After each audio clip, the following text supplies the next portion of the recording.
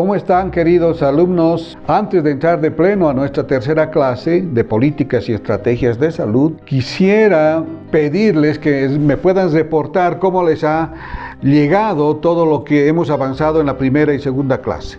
Todo lo que significa atención primaria en salud y lo que significa la participación comunitaria también. En el marco de la atención primaria en salud vamos a seguir avanzando porque hemos visto que es la estrategia que se está implementando en la actualidad en nuestro gobierno. El modelo de atención, el modelo SAPSI, está enmarcado, vamos a decir, en todo lo que significa los principios de la atención primaria de la salud.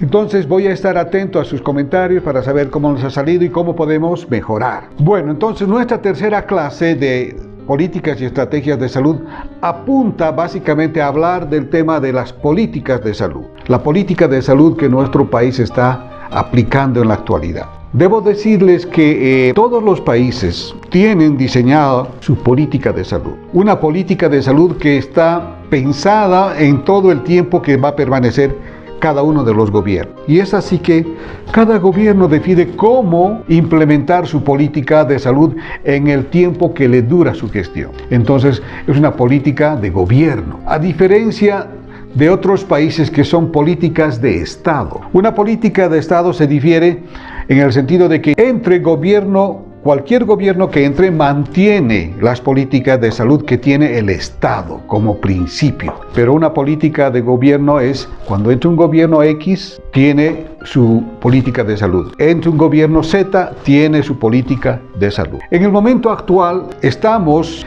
todavía hablando de lo que es el modelo SAPSI. Sin embargo, quiero recordarles que la anterior clase y les pedí que fueran a la Constitución Política del Estado. Espero que lo hayan hecho.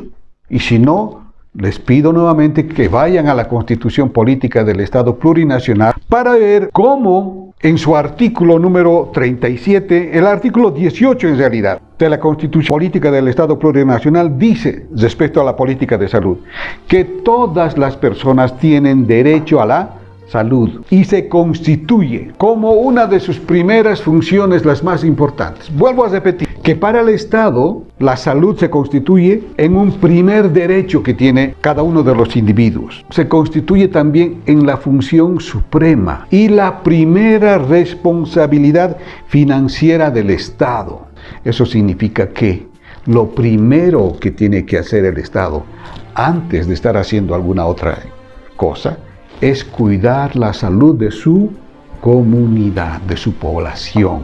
Por eso dice, esa es la función suprema y la primera responsabilidad financiera. Imagínense, en lo primero que tiene que gastar el gobierno había sido en salud. Y no lo estoy inventando.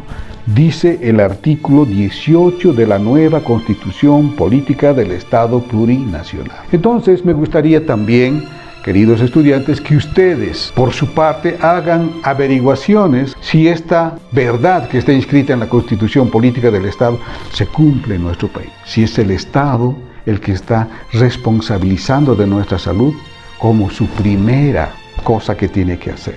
Entonces, la próxima que tengamos que intervenir, les voy a hacer unas preguntas respectivas si ustedes han estado averiguando o no sobre este tema. Y no solo eso, su obligación es sostenerla financieramente. Su obligación mayor es hacer que todos los habitantes de este Estado plurinacional tengan acceso a los servicios de salud. Pero para que esto se cumpla, el Estado también debe presupuestar un porcentaje que le permita cubrir con esta obligación, que le permita llevar adelante y sacar adelante a la salud de la población. Entonces, reitero, el Estado tiene como su obligación principal el cuidar la salud de sus habitantes.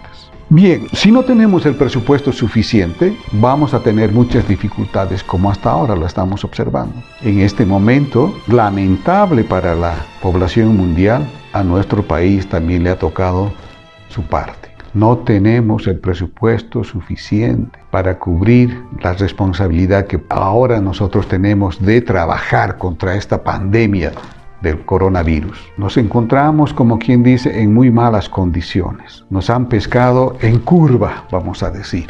Efectivamente, no solamente a nosotros, Pero en nuestro país se nos ha dicho que estábamos bien en salud.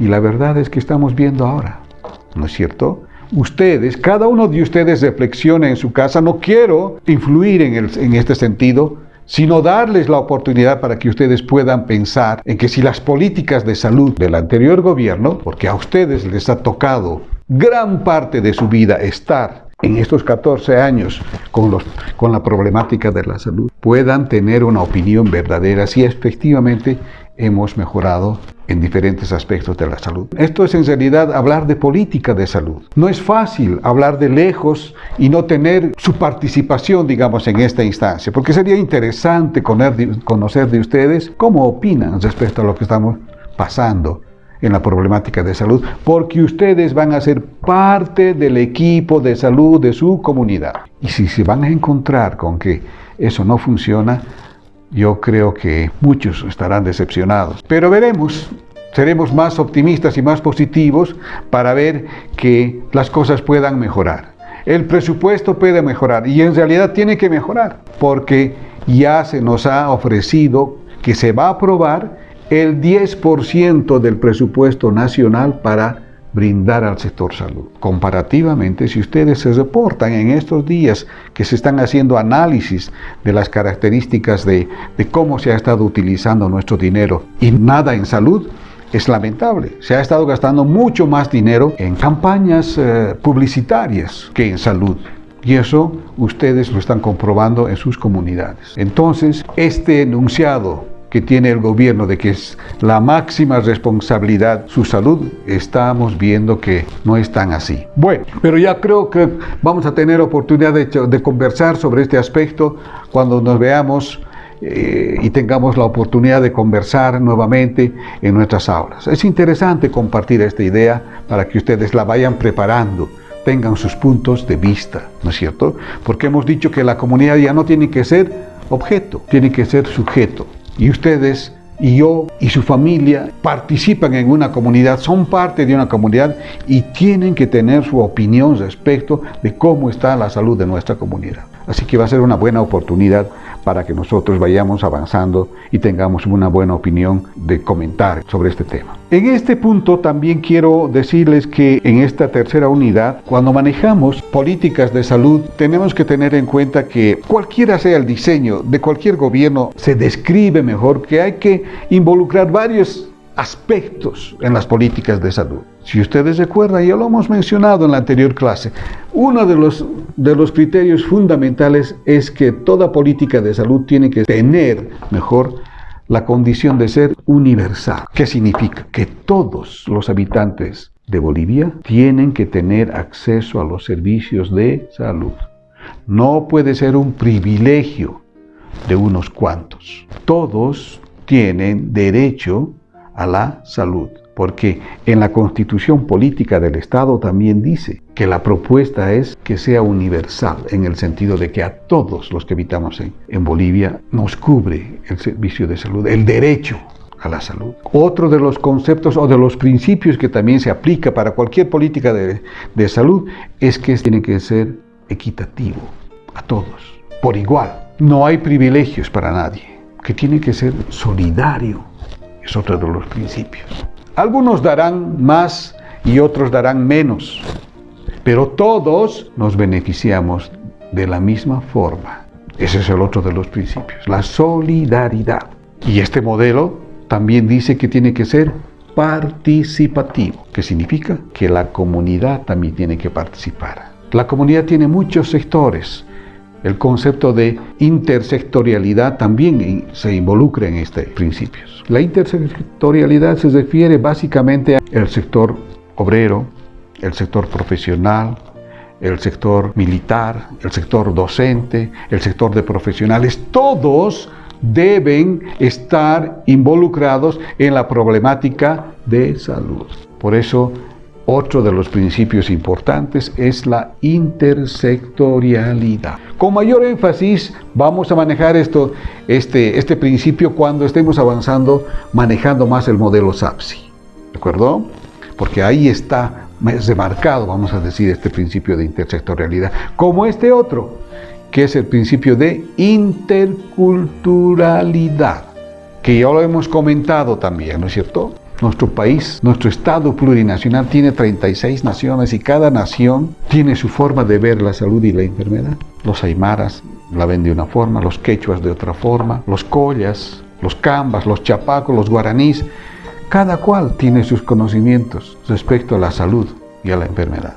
Entonces la interculturalidad es una complementariedad de conocimientos que tiene cada una de estas naciones respecto a la salud para mejorar la salud de todos. Este es otro de los principios que también lo vamos a estar viendo en posteriores clases. Bien, en todo caso, había algo que había quedado de la anterior clase, quería revisar con ustedes en esto de la declaración de Alma Ata. Salud para todos hasta el año 2000, decía, ¿no es cierto? Llega el año 2000, se revisan los indicadores de salud y nuevamente se elabora y se diseña una nueva estrategia. Se dice, vamos a definir los compromisos del milenio. En esos compromisos del milenio, como lo hemos mencionado, hay 3 que específicamente están relacionados a la salud. Y esos son, el principio número 4 dice reducir la mortalidad de los niños menores de 5 años. El objetivo número 5, mejorar la salud materna.